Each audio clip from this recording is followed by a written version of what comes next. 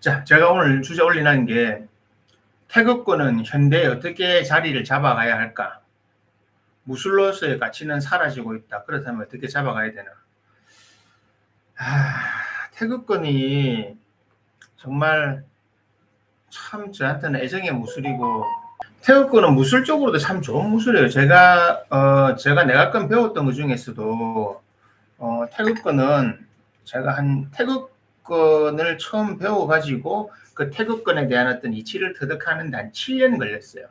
그전에는 당랑권하고 팔권을 했었는데 태극권에 대한 이치를 터득하는데 한 7년 정도 걸렸습니다. 7년 정도 꾸준히 수련하니까 그때 양가 태극권을 했거든요. 진가도 소개받았는데 진가는 제 적성이 안 맞는 것 같고 양가 태극권 대가식으로 해가지고 7년 정도 하니까 양가 태극권 7년 정도 하니까 어떤 정도 내가 원하는 형태, 이게 태극권 이런 무술이구나, 태극권이 이렇게 힘을 내구나, 이렇게 전투를 하는구나 하는 걸 배웠습니다. 그래서 예전에 글도 적은 적이 있는데, 태극권의 최대 단점은요, 어려워요. 너무 어려워요. 너무 어렵다 보니까 태극권에 나오는 이론 자체는 틀린 게 아닌데, 저도 이거를 배우면서 느꼈던 게 뭐냐면, 이 이론을 사용해서 무술이라고 하는, 전투라고 하는 부분에 들어갔을 때 과연 이거 어느 정도의 효과를 낼까? 저는 개인적으로 태극권을 사용해서 전투를 할 수 있었고 있습니다.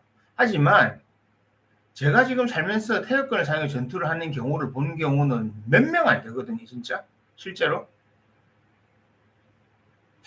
제가 제 사부님, 그 반학 사부님이나 사실 다른 분도 저한테 처음 소개했던 그 사형 제외하고 다른 분은 한 분 정도 아는데, 그 중국의 항저우에 있는 분, 다른 분은 무술을 잘하시는 건 맞아요. 하지만 이걸 태극권은 어떤 격투라고 하는 기법으로, 파이팅이라고 하는 기법으로 사용을 했을 때 이것을 사용하는 것이 정말 용이치 않더라. 정말 그렇게 잘하는 사람이 정말 드물었어요. 그 이유가 뭘까 하는 고민해봤는데, 이 태극권이 가지고 있는 무술 자체의, 좋게 말하면 깊이가 있는 건데요, 나쁘게 말하면 실용성의 부분에서 너무 떨어져요. 그래서 제가 그러거든요. 지금도 개인적으로 저는 내각권 중에 제일 좋아하는 거는 그 태극권이고 그 다음에 팔계장입니다. 왜냐하면 혼자 개인적으로는 태극권을 늘 수련을 해요. 팔계장하고. 근데 다른 사람한테는 제가 제 학생들한테 처음에 권해봤지만 요즘 안 권하거든요. 안 가르칩니다. 그래서 제가 항상 고민을 많이 했던 것이 바로 그겁니다. 태극권이 말하는 무술 이론, 기본 힘내는 방식 정말 좋아요. 거의 완벽할 만큼 좋아요. 하지만 이것을 내가 체득해서 실용화하는 것은 또 다른 문제잖아요. 우리가 아는 그 바이올린을, 음악 같은 경우는 정말 잘하면 돼요. 그래 하면 되는데 이것을 내가 잘하느냐 못하느냐 내 개인의 문제인데, 이 개인의 오성이라고 하죠. 중국에서 말하는 오성, 그 사람이 갖고 있는 개인적인 어떤 정신적, 육체적 능력을 통해서 태극권을 실현화시키는 것은 과연 정말 제가 입고 있는 옷에 나오는 양진모 선사가 사실은 양가 태극권 180 창시사실이잖아요. 근데 양진모 선사 정도 되는 실력을 갖추는 것이 일반인이, 그러니까 내가 수련을 하면 어느 정도 간다라고 하는 게 있잖아요. 예를 들어서 우리가 모이타이나 이런 걸 배우면 한 1년 정도 배우면 1년 동안 어느 정도 수련하면 어느 정도 효과를 낼 수 있고 어느 정도 파워를 낼 수 있다는 검증이 되잖아요. 예를 들어서 펀치력이라는 건 어느 정도 정확하게 수련을 쌓으면 펀치력 테스트를 한다든지 뭘 했을 때, 스파링을 하거나 했을 때 눈에 보이고 검증이 됩니다. 내가 3권 중에 제일 검증 안 되는 게 태극권이에요. 태극권. 그래서 요즘 느끼는 것은 태극권을 과연 이거 어떤 용도로 가르쳐야 될 것인가. 저는 태극권을 제 도관에서는 어떤 용도로 가르치냐면 제 학생들한테 태극권을 배워가지고 이 태극권에 있는 모든 공력을 터득하고 모든 기술을 터득해가지고 실제로 쓰려고 한다고 생각하지 말고, 태극권이 보여주는, 태극권 이론이 가지고 있는 힘을 내는 방식을 아주 온전하게 이해하면 다른 무술에 도움이 된다. 한마디로 그러니까 태극권이 가지고 있는 공부 방식을 이해를 하면, 그러니까 어떤 중국 무술의 가장 기본적인 기본적인 된다는 거죠. 그래서 그런 의미로 가르쳐 줍니다. 뭐냐면 그래서 태극권 투로를 180 하나 뭐 24시간 하나 중요한 게 아니라 태극권의 제일 핵심적인 거 북미 제한, 힘의 방향성이거든. 이 북미 제한의 원리를 터득하면 통상적으로 우리가 아는 모든 힘의 방향을 이해할 수 있기 때문에 우리가 파이팅을 할 때 공방이 일어날 때 내 공격을 어떻게 흘려내냐 이런 거 함이 있어가지고 기본 그 상생 상극이 나오는 거죠. 예를 들어서 바로 직선으로 들어온 걸 직선으로 받는 것보다 직선으로 들어온 거를 위로 올릴 것이냐, 밑으로 내릴 것이냐, 이쪽으로 돌릴 것이냐, 이쪽으로 돌릴 것이냐, 이게 북미 제한이거든요. 이런 형태를 우리 몸으로 제일 정확하게 느끼고 개별적으로 느낄 수 있도록 해주는 게 태극권입니다. 태극권은 팔문오보라고 하는데 그 팔문이라고 하는 것은 북미 제한 제일주고죠. 붕이라고 이걸 하나 설명해 드리면 붕이라고 하는 것은 위로 올라가는 힘입니다. 내가 어떤 평면을 중심으로 해서 위로 올라가는 모든 힘의 방향을 붕이라고 하는 겁니다. 이거는 내가 공격을 할 때 위로 올리는 것도 붕이고요. 내가 수비를 할 때 걷어올리는 것도 붕입니다. 리라고 하는 건 뒤로 빼는 겁니다. 흘려내는 거죠. 그래서 보통 이렇게 하는 흘려내는, 상대가 정면으로 들어올 때 흘려내는 거, 아니면 이쪽으로 오는 걸 하여튼 나의 뒤쪽으로 보내는 겁니다. 나의 뒤쪽으로, 나를 중심으로 위로 올린 건 붕이고, 나를 중심으로 나의 뒤로 보내는 걸 리라고 하는 겁니다. 내 백사이드로 보내는 거. 그 제라고 하는 것은 나 앞쪽으로 보내는 겁니다. 상대를 공격할 때 상대 앞쪽으로 공격을 하는 거고, 상대의 공격을 막을 때도 뒤로 빼거나 흘리지 않고 상대의 공격을 도로 돌려주는 거죠. 상대에게.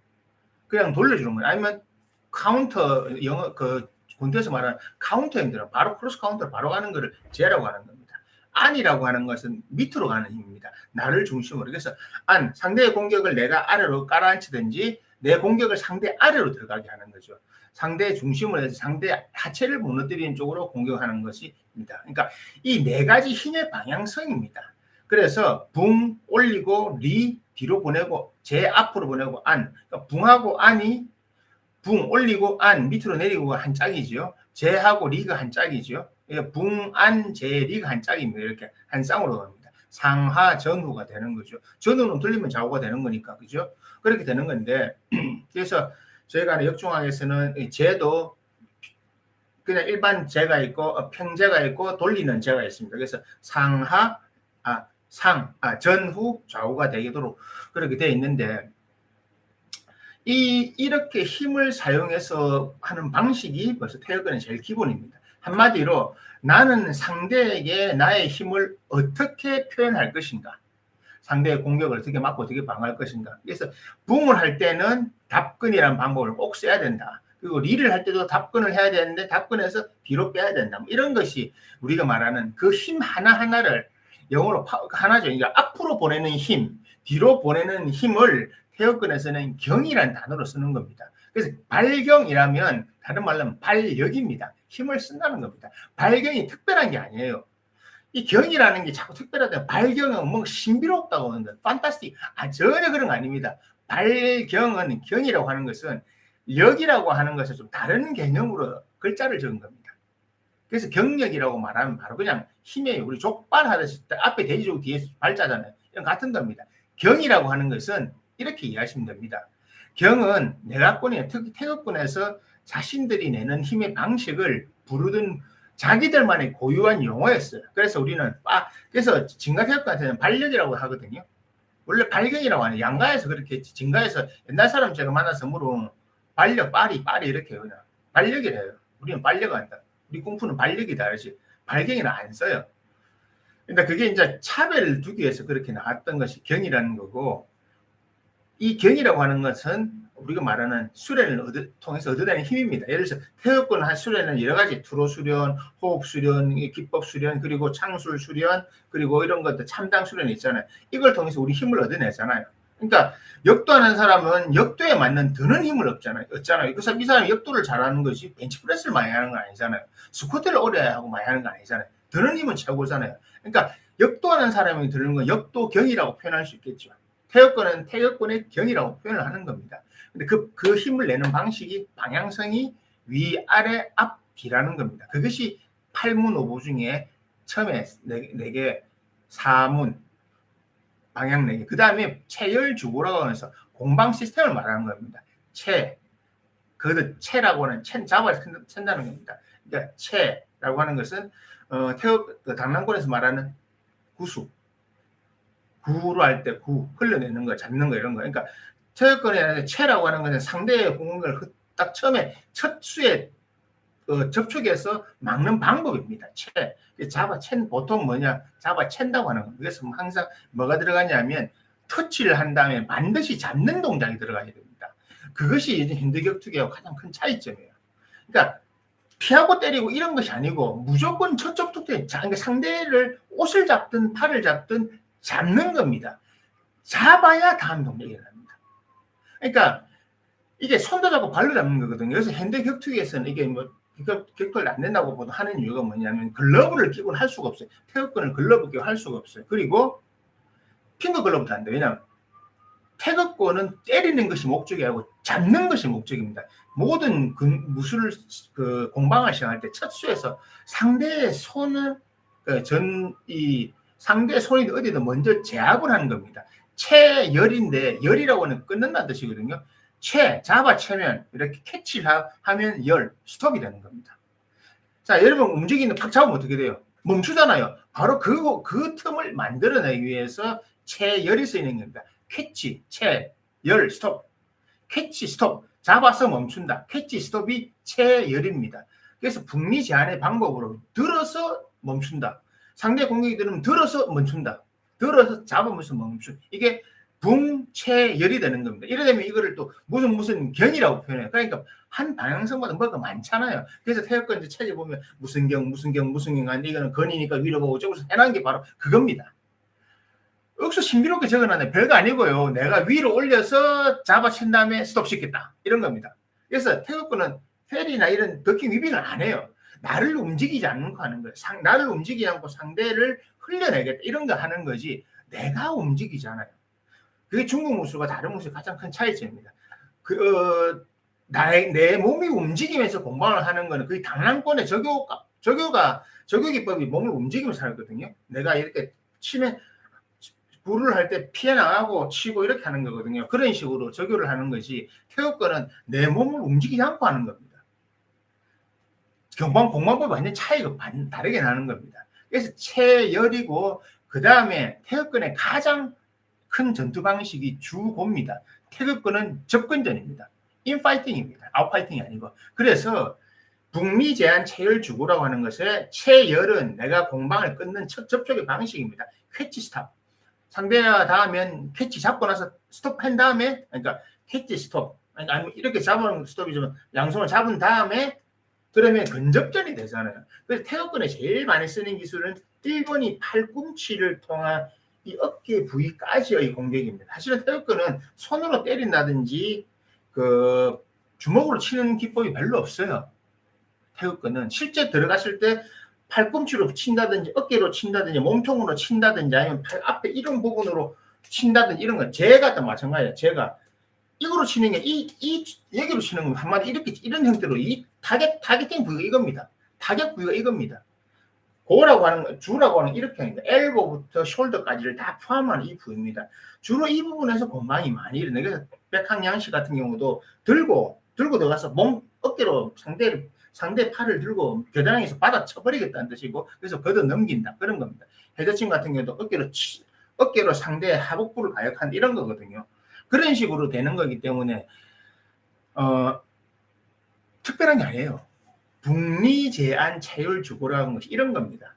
힘의 방향성은 네 방향밖에 없다. 위, 앞, 뒤, 아래 네 방향인데 이 네 방향으로 전투를 한다면 체열이 무조건 상대와 터치한다면 잡고 그 다음 때린다.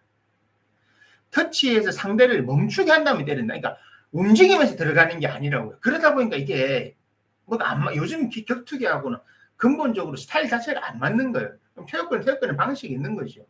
그래서 태극권을 배워가지고 못하는 이유가 바로 그거예요. 배운 사람도 자기가 이것을 어떻게 할지를 모르는 거예요. 그래서 그런 겁니다. 그래서 그럼 태극권의 장점은 뭐냐? 태극권의 장점은 내 중심을 잡고 있으면서 힘의 방향이 어느 무술보다 명확하게 움직이는 겁니다. 위아래 이런 것이.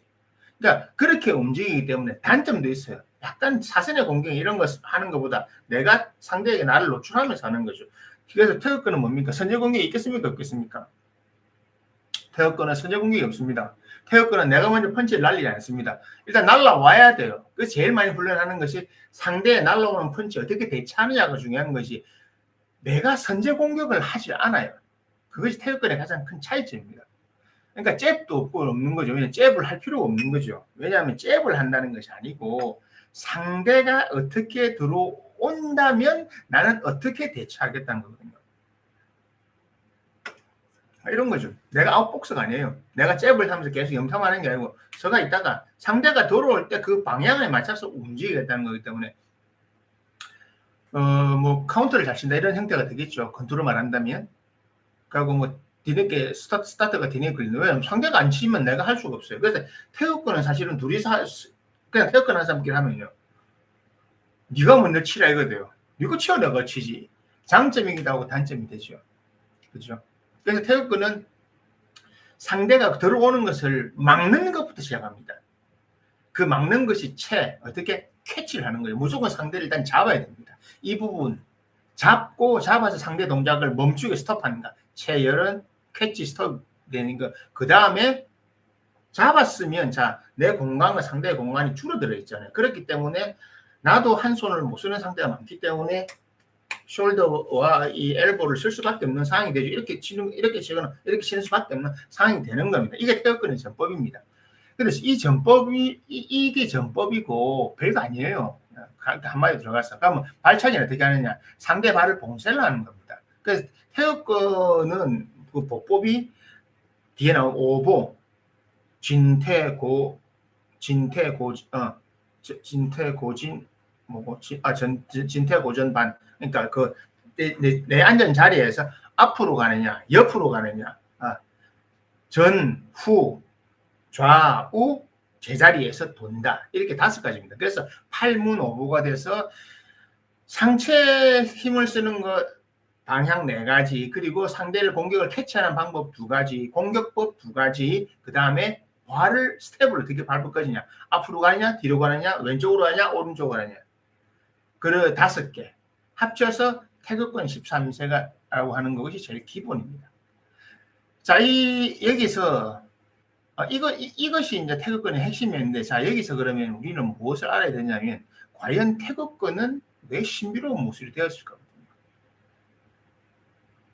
힘을 내는 방식에 있어서 상대에 접촉을 한 후에 상대를 고정시켜 놓고 내가 타격을 하는 거기 때문에 움직이는 상대를 때리는 것이 아니고, 우리 여러분 있잖아요. 실제 내가 고정되어 있는 샌드백을 때리면 그 힘은 배가가 되잖아요. 상대 움직임을 쫓아가는 게 아니고. 그래서 그런 식으로 됐기 때문에 태극권이 강하게 회사가 되었을 겁니다. 그런데 저도 항상 의문이 있었던 것 중에 뭐냐면, 저도 태극권을 배워보니까 느꼈지만, 과연 태극권을 이렇게 실전에서 다른 당랑권이 이런 무술을 대체해가지고 정말 활발하게 쓰는 사람이 몇 명이나 있을까?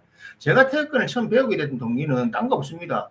제가 그때 팔권 탈주하고 특히 당랑권 잘하고 있었는데 제 사양을 만나니까 도대체 이길 방법이 없었던 거예요.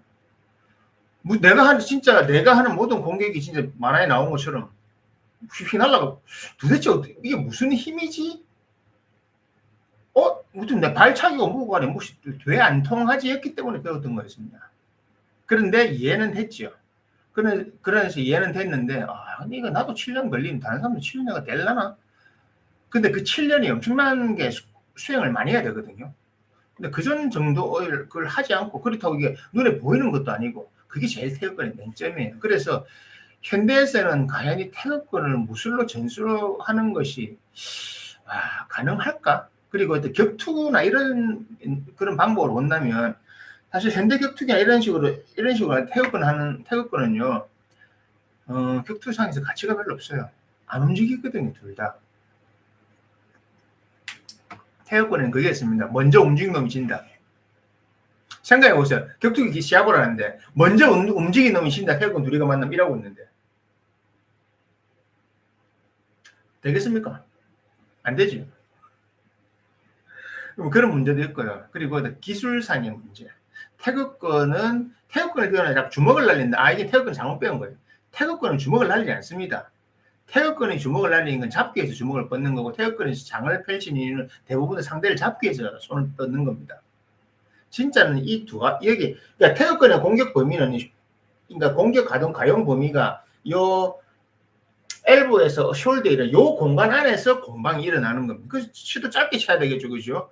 그냥 팔꿈치가 유리한 거고, 몸통을 치는 게 유리한 거고, 짧은 장인, 이게 짧은 팡 치는 게 유리한 거, 팡. 몸에서 탕 쳐내는 거. 이런 게 유리한 거죠. 그런 식으로 발전했는데, 과연 이것이 현대에 통용될까?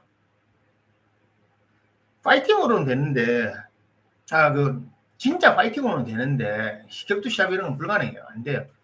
안 되는 게 어쩔 수 없습니다. 일단 룰에 맞출 수도 없고, 그것도 안 되는 거고, 그리고 무술로서 이론 자체는 좋은데 이것을 표현해 내는 것이 아주 힘든 것 하나는 뭐냐면, 내가 순간적으로 내 몸을 발바닥에서부터 이 척추를 통하는 손가락 끝까지를 한 번에 순간적으로 다 캐치를 해가지고 동시에 운용을 해야 돼. 근데 방향성은 다 다르잖아요. 그러니까 전체적인 몸에 대한 통합 능력, 그 통합 조절 능력이 있어야 되기 때문에 각 개인의 이해도가 엄청나게 차이가 많이 나는 겁니다. 그리고 이것을 수련하는 방법이 있어가지고, 수련 방법이 상당히 힘들어요. 뭐냐면요. 자, 여러분들이랑 태극권이잖아.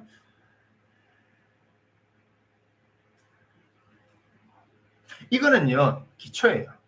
기초. 그리고, 역종학 모학에서는 안 가르치지만, 제가 예전에 태극권 배웠을 때는요, 대가, 소가가 있었는데, 대가식은 크게 하는 겁니다.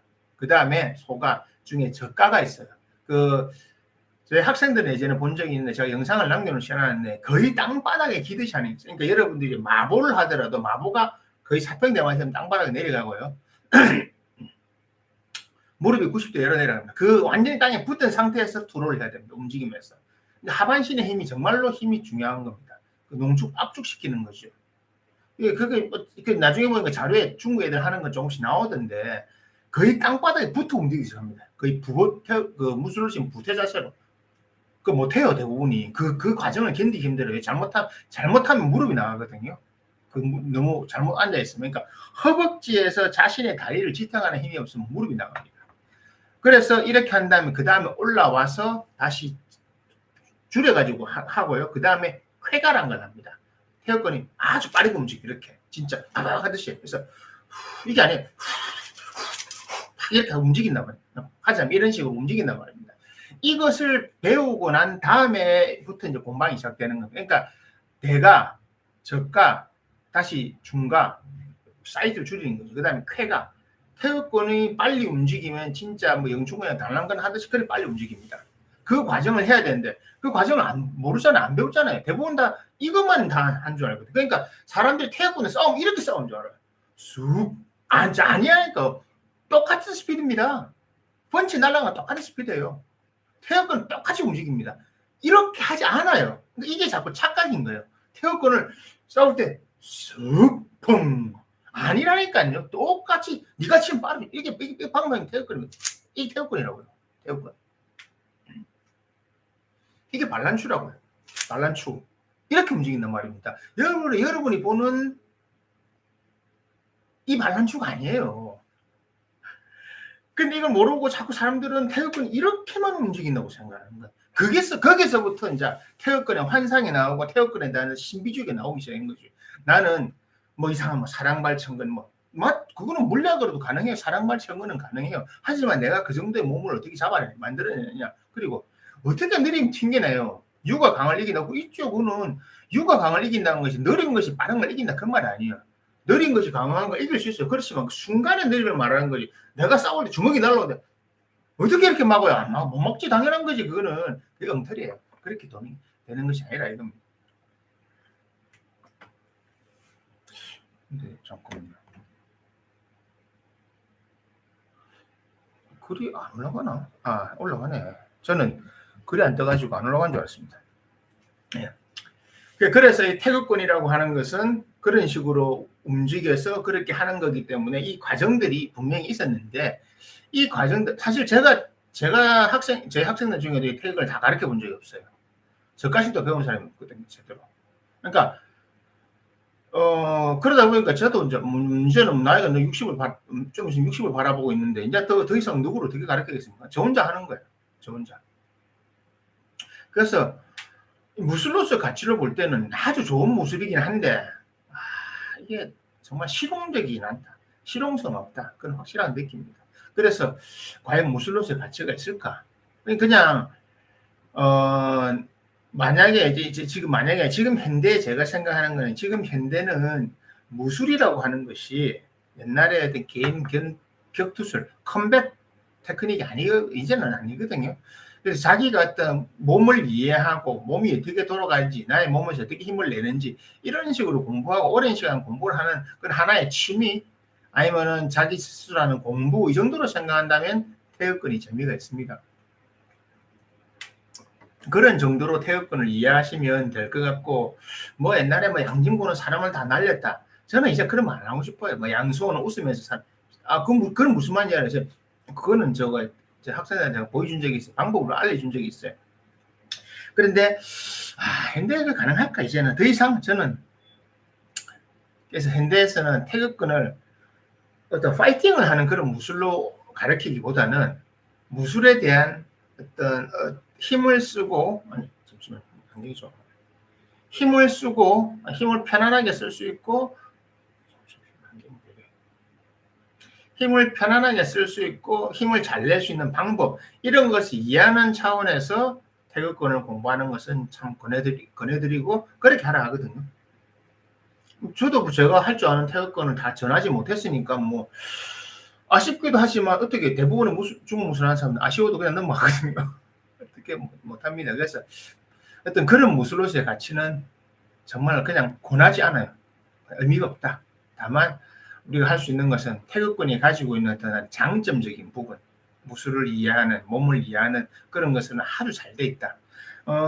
팔계장과 전혀 다른 형태로 되어 있는데 저 무술의 그 중국 무술, 내각권의 가장 기본 아니면 우리 인간의 몸에서 힘을 내는 방법을 아주 정밀하게 탐구하는 것은 진가 말고 양가요. 양가 태극권이나 손가라든지 뭐가 다 양간을 기반으로 하는 그런 태극권은 좋다고 생각합니다. 하지만 현대의 개념으로 왔을 때 무술의 개념이나 아니면 격투기 개념으로는 전혀 합당하지 않다. 어울리지 않는다. 그래서 뭐 태극권을 배워서 시합에 나가요. 그 말 자체 어불성설해요. 안 됩니다. 불가능합니다. 되지도 않고 그냥 격투기 시합은 격투기 배워나는 게 제일 빨라요. 어차피 뭐 내가 당랑불 해도 격투기 시합 나가면 그냥 그 스타일로 배우는 게 제일 빨라요. 거리도 그렇고 모든 전략 전술이 그런 거예요.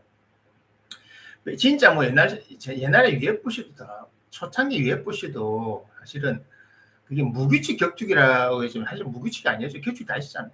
무규칙이 안 됐잖아요. 그러니까 급소 때리고 이게 무규칙이 아닙니다. 그러니까 힘을 쓰는 방법이나 뭐 그라운드 기타 다 있는 겁니다. 그게 안 맞는 거죠. 그래서 그런 의미에서 볼 때 태극권은 그렇게 큰 가치가 없다. 안 하는 게 좋다. 다만 내가 이걸 평생의 공부로 생각하고 그냥 재밌게 이런 것이 있다라고 생각하실 분은 예를 있잖아요. 평생 취미로 하는 사람들 있잖아요. 취미로 깊이 파보는 사람들, 취미인데도 깊이 파는 사람들 있잖아요. 내가 취미로 바이올린을 배우지만 정말 프로급에 가까울 정도로 연습하고 하는 사람들이 있는 것처럼 그런 식으로 하시겠다면 태극권이 나쁘진 않아요. 그러면 추천을 해요. 하지만 그것이 아니고 뭐 어떤 현대 격투기의 용도나 아니면 뭐 이걸 통해 사실 실전할 일도 별로 없으면서 뭐 실전합니까? 다시 그렇게 쓰려면 안 권합니다. 다른 거 빨라요. 그리고 태극권은 그런 쪽으로 의미가 없습니다. 그래 이해하시면 될 것 같습니다.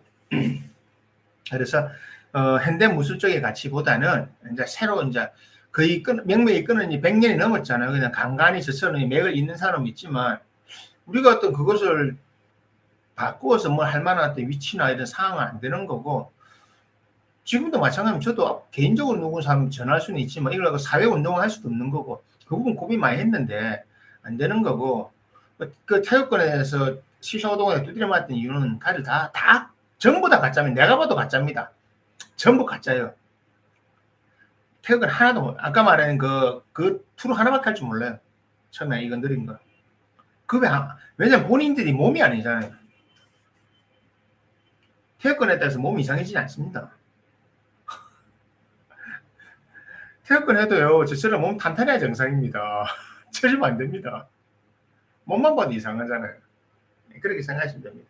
그래서 태극권은 현대에서 몸을 이해하는 공부, 몸을 이해하는 연구, 그러니까 몸을 좀 더 이해하는 그런 형태의 무술하는 방법으로 이해하시는 것이, 이해하고 우리가 가까이 하는 것이 훨씬 좋지 않을까 이렇게 생각합니다.